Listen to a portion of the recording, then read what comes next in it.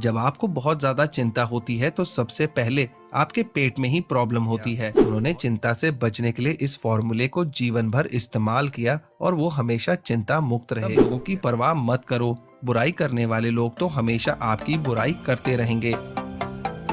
Hello brain book army, स्वागत है आपका ब्रेन बुक चैनल में, जहां पर आप देख सकते हैं कंप्लीट बुक समरीज। आज का ये वीडियो डेल कार्नेगी की book how to stop worrying and start living पर आधारित है। ये बुक कितनी ज्यादा पॉपुलर है इसका अंदाजा आप इस बात से लगा सकते हैं कि अब तक दुनिया भर में इस बुक की 6 मिलियन से भी ज्यादा कॉपीज बिक चुकी हैं। आप इस book how to stop worrying and start living में डेल कार्नेगी ने स्ट्रेस यानी चिंता को कम करने के कुछ ऐसे प्रैक्टिकल फॉर्मूला बताए हैं जिन्हें आप आज से ही आजमा सकते हैं। इस बुक में बताए गए लेसन्स जिंदगी भर आपके साथ रहेंगे और आपकी लाइफ को खुशहाल बनाने में आपकी मदद करेंगे। इस वीडियो में हम जानेंगे कि स्ट्रेस क्यों होता है और ये हमारी जिंदगी के हर एस्पेक्ट यानी क्षेत्र को कैसे प्रभावित करता है। इसमें हम ये भी जानेंगे कि कैसे आप अपनी हैबिट्स में बदलाव करके और कुछ सिंपल टेक्निक्स की मदद से अपनी चिंता, तनाव और डर से हमेशा के लिए छुटकारा पा सकते हैं। दोस्तों, इससे पहले कि आप इस वीडियो में बताई जा रही अनमोल जानकारी में खो जाएं,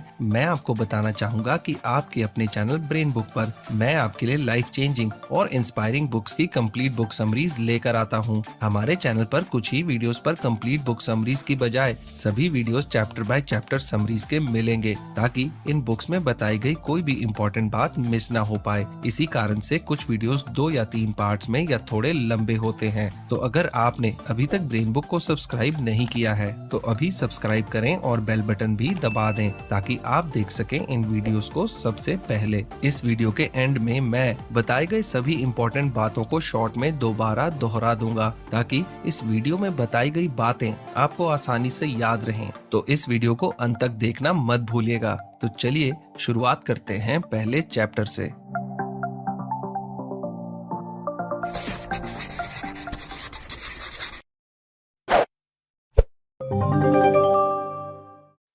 chapter 1, live in day tight compartments. Sir William Osler, जो कि John Hopkins schools of medicine में एक बहुत बड़े डॉक्टर थे, उन्होंने अपने स्टूडेंट्स को बताया था कि हम अपने आज के काम पर अपना सारा ध्यान लगाकर आने वाले कल के लिए खुद को आज ही तैयार कर सकते हैं। आने वाले समय के लिए अपने आप को तैयार करने का सबसे अच्छा तरीका है कि हम आज के अपने काम को पूरी एनर्जी और उत्साह के साथ करें। टेड बेंजरमिनो, जो कि सेकेंड वर्ल्ड वॉर के दौरान यूएस आर्मी में काम करते थे, वो अपनी ड्यूटी के समय हमेशा परेशान और तनाव में रहते थे। वो इतनी ज्यादा चिंता करते थे कि उसके कारण उनके पेट में दर्द होने लगा और उन्हें अस्पताल में भर्ती कराना पड़ा। एक आर्मी के डॉक्टर ने उन्हें सलाह दी कि वो जिंदगी को एक आवर ग्लास की तरह समझें। आवर ग्लास के 2 हिस्से होते हैं और दोनों के बीच में एक बहुत पतला सा रास्ता होता है, जिसमें से एक समय में रेत का केवल एक ही कण ऊपर से नीचे आ सकता है। उसी तरह हर रोज करने के लिए हमारे पास बहुत से काम होते हैं, लेकिन हमें एक समय में केवल एक ही काम करना चाहिए। Chapter 2, a magic formula for saving worry. William H Carrier, जिन्होंने एयर कंडीशनिंग इंडस्ट्री की शुरुआत की, जब वो एक कंपनी में काम करते थे तो उन्हें एक बहुत बड़ी मशीन में गैस क्लीनिंग किट लगाने को कहा गया। ये एक बिल्कुल नई तरह की क्लीनिंग किट थी जिसे वो पहली बार मशीन में लगाने जा रहे थे। वो इसे ठीक तरह से नहीं लगा पाए और मशीन ने ठीक से काम नहीं किया।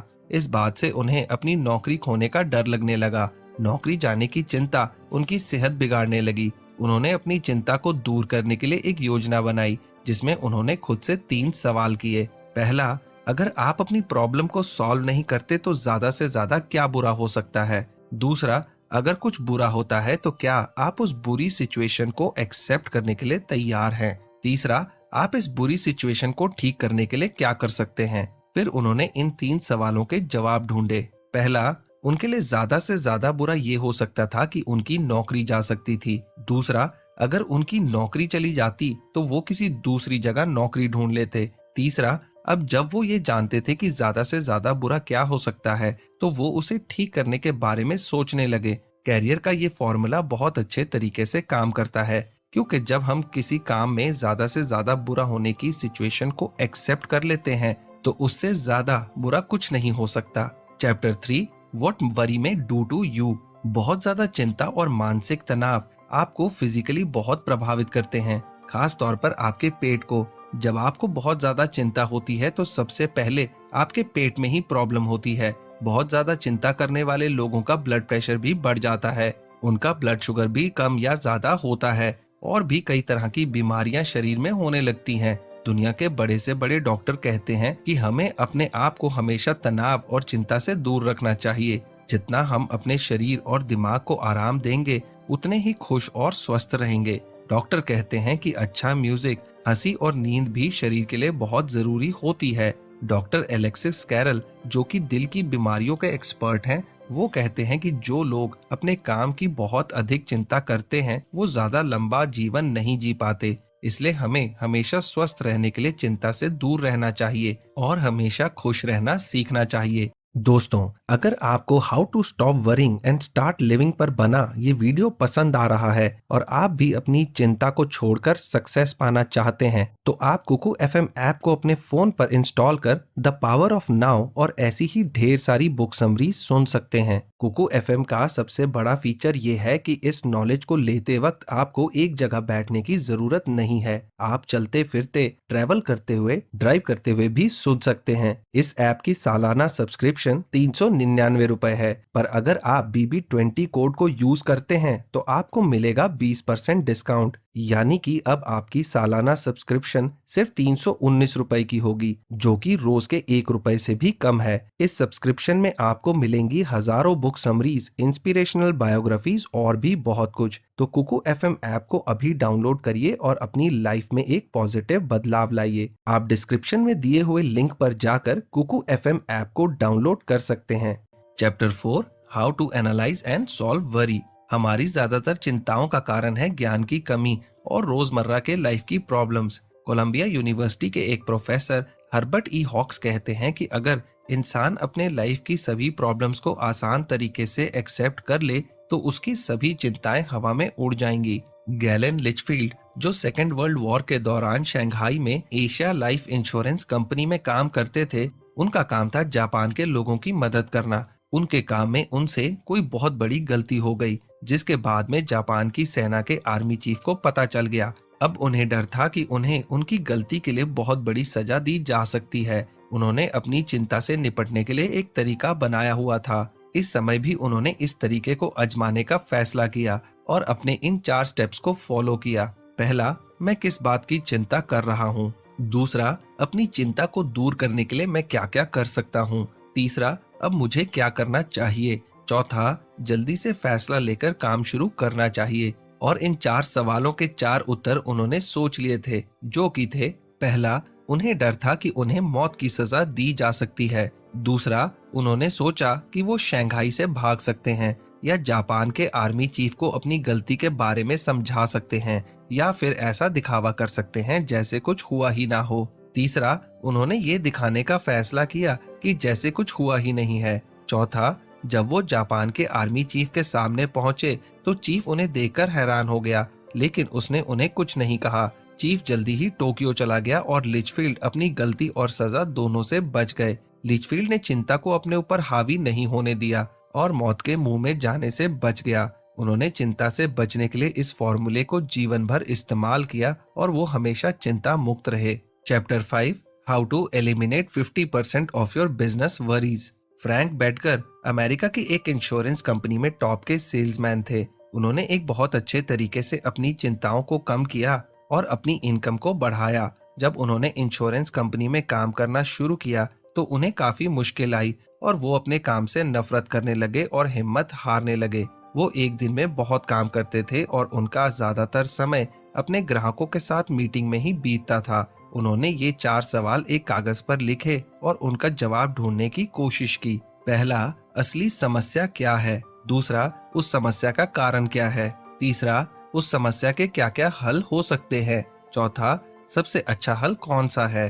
उन्होंने इन 4 सवालों के जवाब ढूंढे और उन्हें भी कागज पर लिखा। वो 4 जवाब थे: पहला, वो कस्टमर्स को इंश्योरेंस पॉलिसीज बेचने के लिए जितनी मेहनत करते थे उतनी पॉलिसीज नहीं बेच पा रहे थे। दूसरा, वो अपने कस्टमर्स के साथ अपना बहुत अधिक टाइम और एनर्जी बर्बाद कर रहे थे, जिसका उन्हें कोई खास रिजल्ट नहीं मिल रहा था।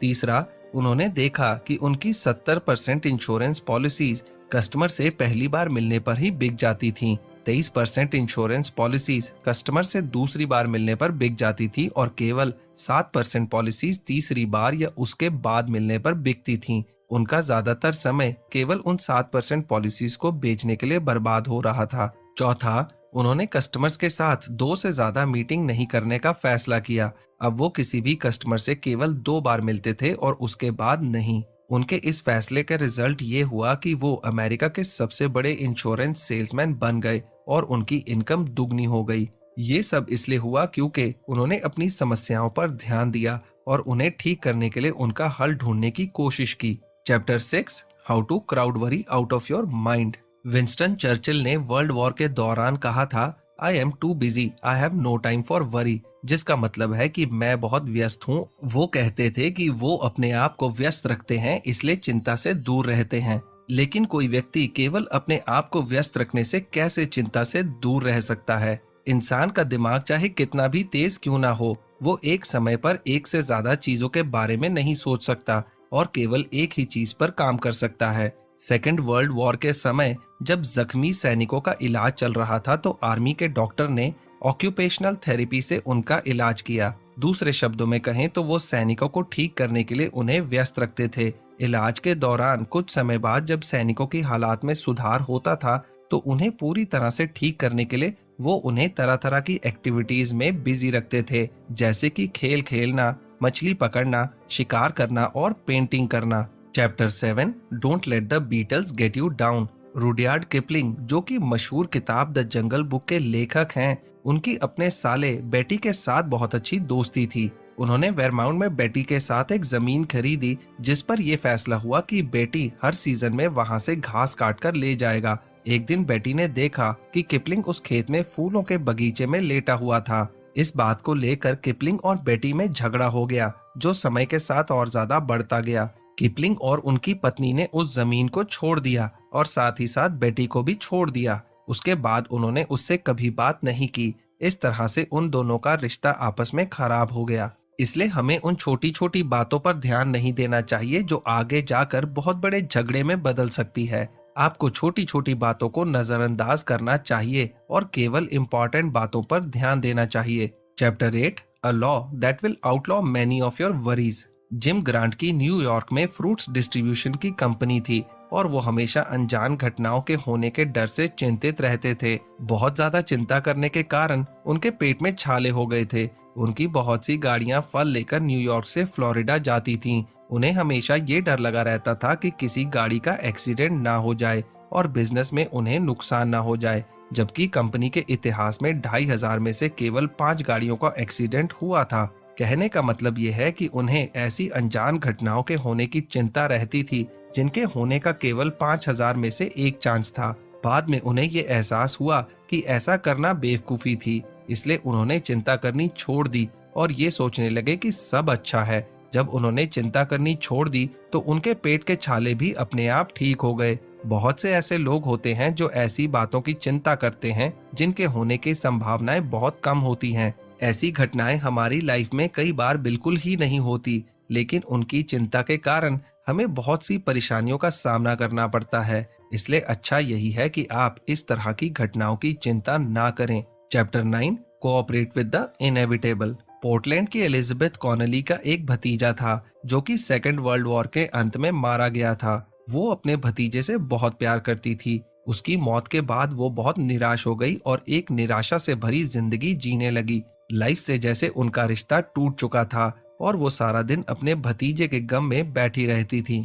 एक दिन अचानक उन्हें अपने भतीजे का लिखा हुआ एक लेटर मिला जो उसने अपनी माँ के गुजरने के बाद एलिजाबेथ को लिखा था। उसने लिखा था कि एलिजाबेथ की पॉजिटिव सोच ने उसे बहुत प्रभावित किया था। एलिजाबेथ ने उसे सिखाया था, smile and take whatever comes like a man. इसका मतलब है कि लाइफ में जैसी भी परिस्थिति आए उसे मुस्कुराकर स्वीकार कर लो। अपने भतीजे के इस पत्र से प्रेरित होकर एलिजाबेथ ने दोबारा जीने का फैसला किया। अब उसने खुलकर लाइफ जीना शुरू किया। वो अपने लाइफ के हर पल का आनंद लेने लगी और हर बात को एक्सेप्ट करने लगी। उसने अपने लाइफ की हर सिचुएशन को ईश्वर की मर्जी समझकर एक्सेप्ट कर लिया।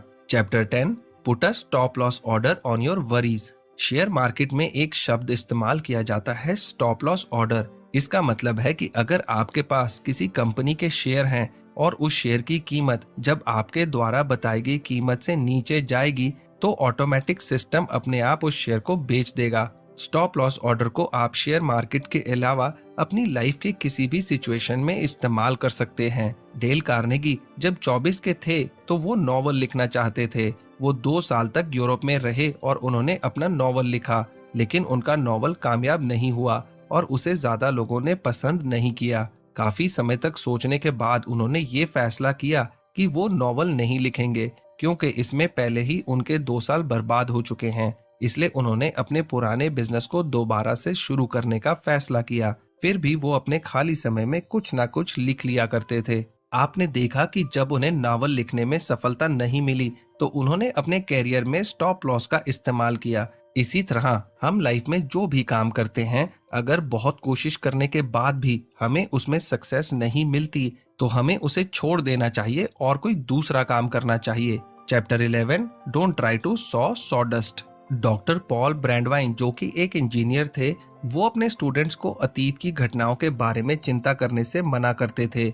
एक दिन उन्होंने एक बोतल में दूध डालकर उसे लेबोरेटरी के सिंक के किनारे पर रख दिया। उनके सभी स्टूडेंट्स बोतल को हैरानी से देखने लगे और उन्होंने बोतल को अपने हाथ से सिंक में धकेल दिया, जिससे वो बोतल टूट गई और सारा दूध सिंक में फैल गया। डॉक्टर पॉल चिल्लाकर बोले, don't cry over spilled milk. इसका मतलब है कि गिरे हुए दूध के लिए मत रोइए। डॉक्टर पॉल ने अपने स्टूडेंट से कहा कि इस गिरे हुए दूध को ध्यान से देखो, ये सिंक में फैल चुका है और नीचे नाली में बह रहा है, जो अब किसी काम का नहीं है। अगर हम थोड़ा सा ध्यान देते तो इसे गिरने से बचा सकते थे, लेकिन अब बहुत देर हो चुकी है, इसलिए इसके बारे में सोचना और चिंता करना बेकार है। उन्होंने अपने स्टूडेंट्स को बताया कि हमें अपनी लाइफ में भी इसी तरह का एटीट्यूड रखना चाहिए। हमारा जो भी नुकसान हो जाता है, जिसे हम ठीक नहीं कर सकते, हमें उस पर रोना नहीं चाहिए और अगले काम पर ध्यान देना चाहिए। Chapter 12, words that can transform your life.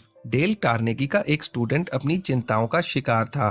वो चिंता करता था कि वो बहुत दुबला पतला है और कोई लड़की उससे शादी नहीं करेगी। उसने फैसला किया कि वो घूमने के लिए फ्लोरिडा जाएगा, क्योंकि उसे लगा कि जगह और आसपास का माहौल बदलने से शायद उसकी चिंता कुछ कम हो जाएगी। उसके पिता ने उसे एक लेटर लिखकर दिया और उससे कहा कि इसे फ्लोरिडा पहुंचने पर ही खोलना। फ्लोरिडा पहुंचकर उसने वो लेटर खोला और उसे पढ़ना शुरू किया। उसके पिता ने उसमें लिखा था कि बेटा, तुम अपने घर से 1500 किलोमीटर दूर बैठे हो, लेकिन वहां जाकर भी तुम्हें कोई खास फर्क नहीं लग रहा होगा, क्योंकि जो तुम्हारी सभी चिंताओं का कारण है उसे तुम अपने साथ लेकर वहां गए हो।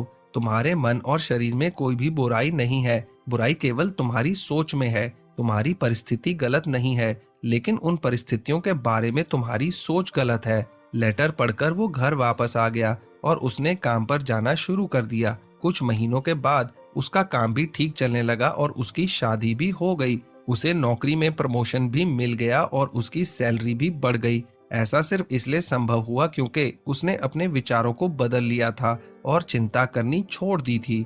Chapter 13, the high cost of getting even. दोस्तों, हम चाहे इतने बड़े संत ना हो कि अपने सभी दुश्मनों को उनकी गलतियों के लिए माफ कर सकें, लेकिन अपनी सेहत और अपनी खुशी के लिए हमें उन्हें माफ कर देना चाहिए और उनकी गलती भूल जानी चाहिए। लॉरेंस जोन्स जो कि मिसिसिपी में एक बहुत बड़े टीचर थे, एक बार सन 1918 में उन्हें किसी ने जान से मारने की धमकी दी। वो खुद भी काले थे और वो मिसिसिपी में गरीब और अनपढ़ काले लोगों को पढ़ाने आए थे ताकि वो जिंदगी में आगे बढ़ सकें। उस समय फर्स्ट वर्ल्ड वॉर खत्म होने ही वाला था और ये अफवाह फैल गई थी कि जर्मन लोग काले लोगों को लड़ाई के लिए भड़का रहे हैं। मिसिसिपी के लोगों ने सोचा कि लॉरेंस जोन्स एक जासूस है और वो शिक्षा देने के बहाने काले लोगों को लड़ाई के लिए भड़काने की कोशिश कर रहे हैं। तो कुछ गुस्साए लोगों ने उन्हें मारने और जिंदा जलाने का फैसला किया। मारने से पहले लोगों ने उन्हें अपनी सफाई देने का मौका दिया। उन्होंने लोगों को एक बहुत अच्छा भाषण दिया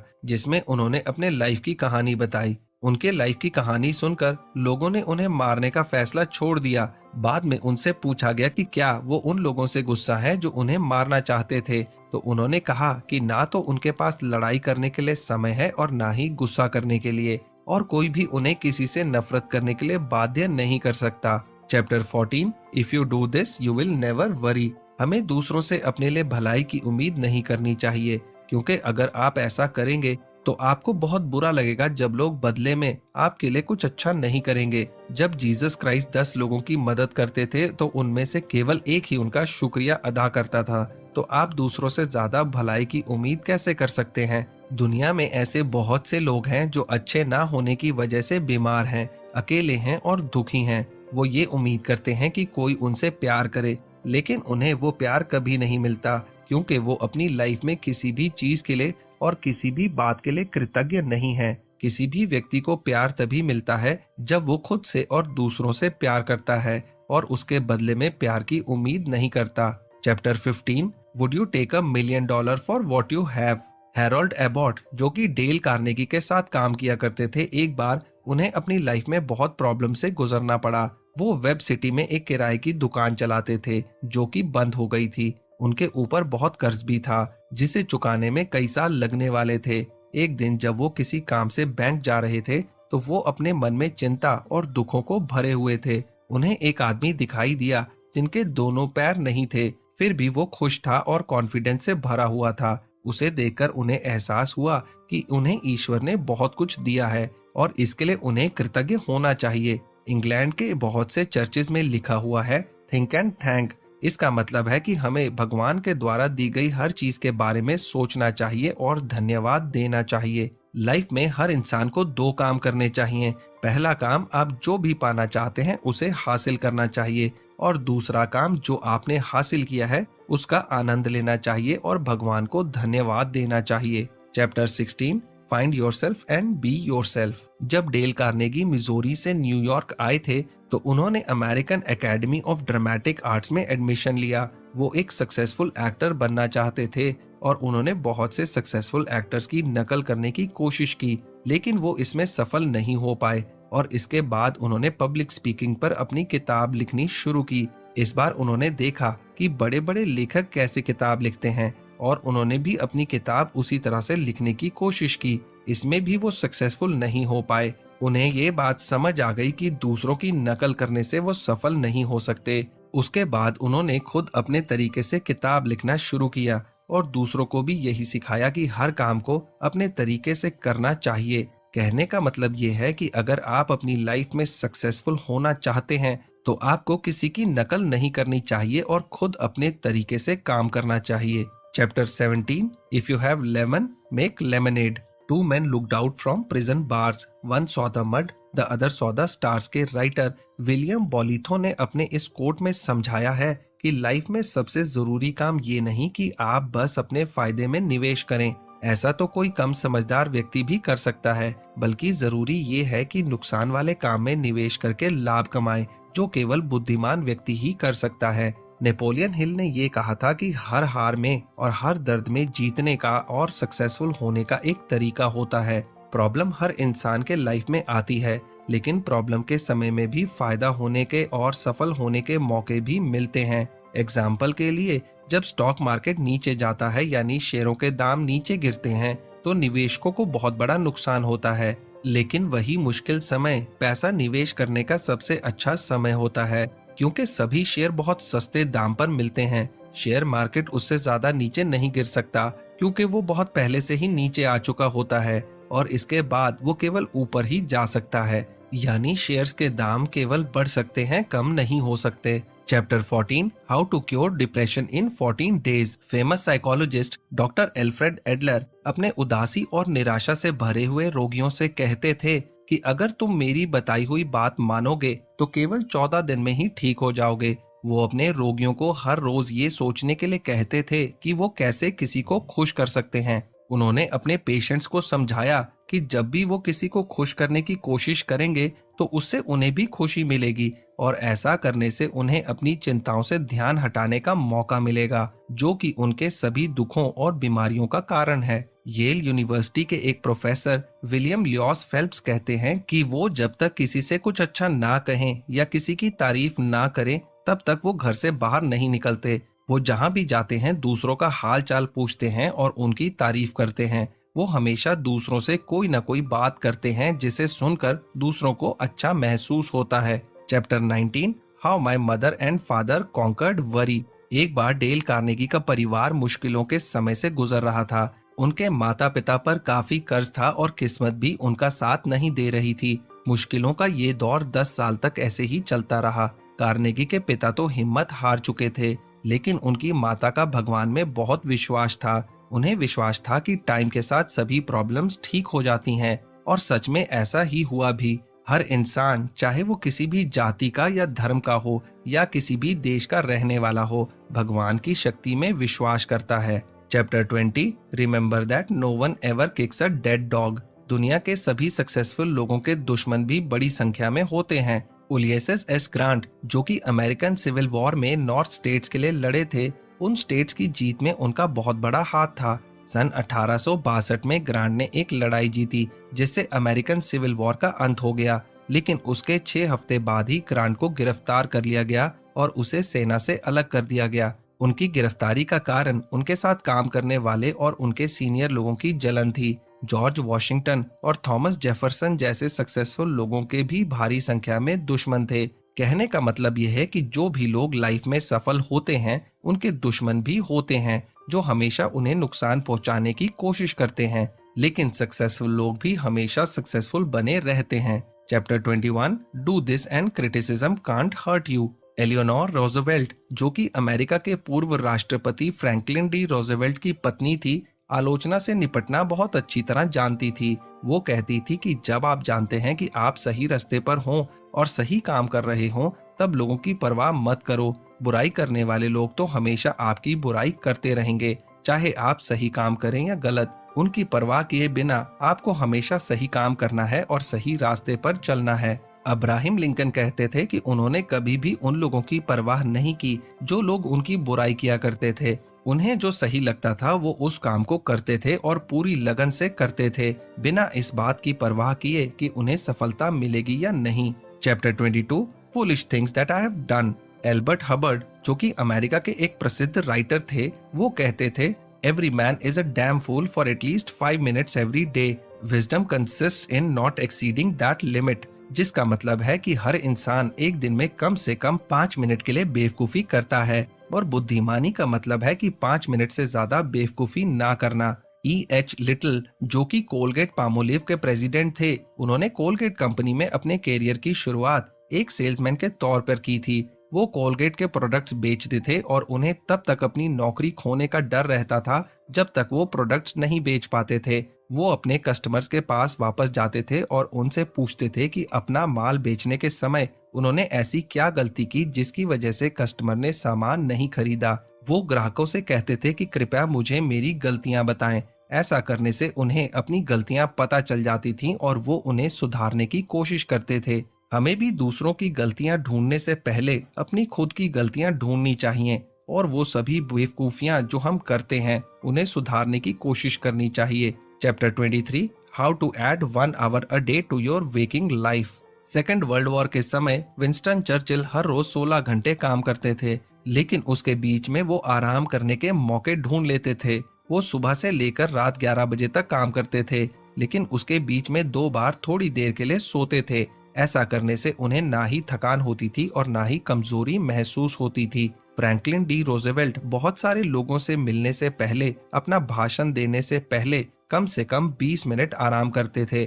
थॉमस एडिसन को जब भी आराम करने की जरूरत महसूस होती थी, वो आराम करते थे। सक्सेसफुल लोग कई बार काम के दौरान भी आराम करते हैं। ऐसा करने से वो कभी कमजोर नहीं होते और उनकी एनर्जी बनी रहती है। आराम करने से आपको थकान नहीं होगी, आपको चिंता नहीं होगी और आप हमेशा एनर्जेटिक बने रहेंगे। Chapter 24, what makes you tired and what you can do about it.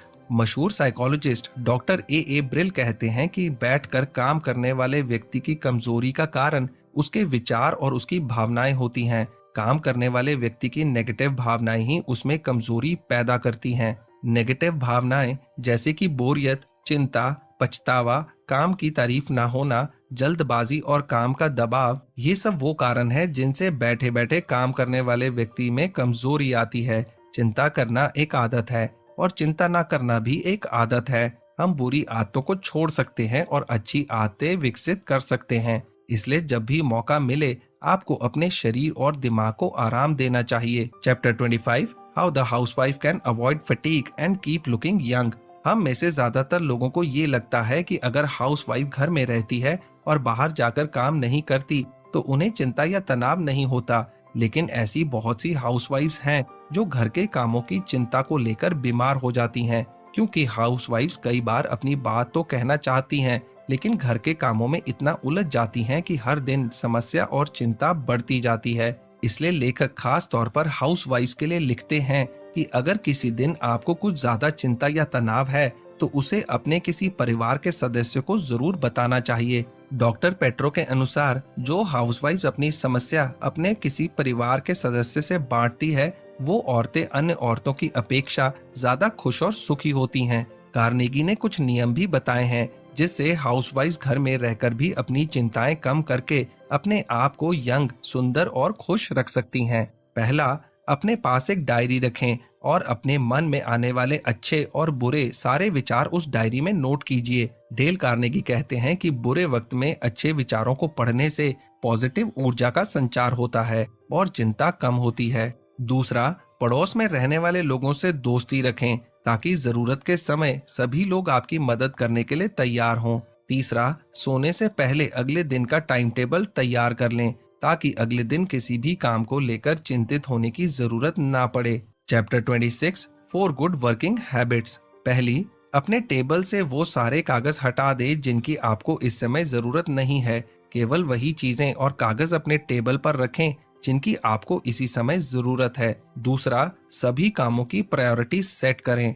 सबसे पहले उन कामों को करें जिन्हें करना सबसे जरूरी है और अंत में उन कामों को करें जो सबसे कम इम्पोर्टेंट हैं। तीसरा, जब भी आपके सामने कोई प्रॉब्लम आए और अगर आपके पास उसे सॉल्व करने के लिए हर जरूरी चीज है तो उसी समय उसे हल करें। प्रॉब्लम्स को ज्यादा देर तक बिना समाधान के ना रखें क्योंकि टाइम के साथ वो और बढ़ जाती हैं। चौथा, काम को अरेंज करें और दूसरों से काम लेना सीखें। जो बिजनेसमैन काम को अरेंज नहीं करते और दूसरों से काम लेना नहीं सीखते वो सभी कामों की चिंता और बोझ अपने ऊपर लेकर चलते हैं, जिसके कारण उनकी बढ़ती उम्र के साथ उनको बहुत सारी बीमारियां होने लगती हैं। Chapter 27, how to banish the boredom that produces fatigue, worry and resentment. Mrs Valley G Golden, जो कि एल्महर्स्ट में एक स्टेनोग्राफर थी, उन्हें एक बार एक बहुत लंबा लेटर टाइप करने को दिया गया जिसे करना बहुत मुश्किल था। उन्होंने सोचा कि अगर वो इसी काम की चिंता करती रहेंगी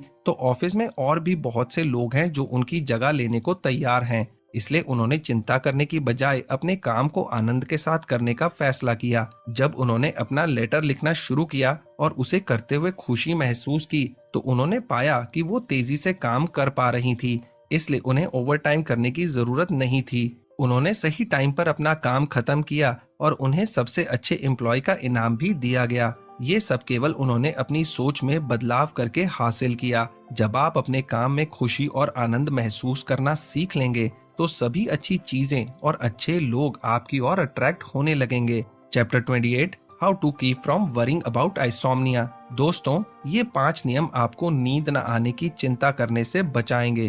पहला, अगर आपको नींद नहीं आ रही हो तो तब तक पढ़ें और काम करें जब तक आपको नींद ना आ जाए। दूसरा, आज तक किसी भी इंसान की नींद न आने से मौत नहीं हुई, इसलिए इसके बारे में चिंता करना बेकार है। तीसरा, सोने से पहले प्रार्थना करें या ध्यान लगाएं, इससे दिमाग शांत होता है और नींद अच्छी आती है। चौथा, तब तक एक्सरसाइज करें जब तक आप थक ना जाएं। पांचवा, अपने शरीर को आराम दें। तो दोस्तों, ये इस वीडियो में बताया गया आखिरी चैप्टर था और जैसे कि मैंने आपसे कहा था कि इस वीडियो के एंड में मैं आपको बताए गए सारे चैप्टर्स के इम्पोर्टेंट पॉइंट्स को दोबारा दोहराऊंगा।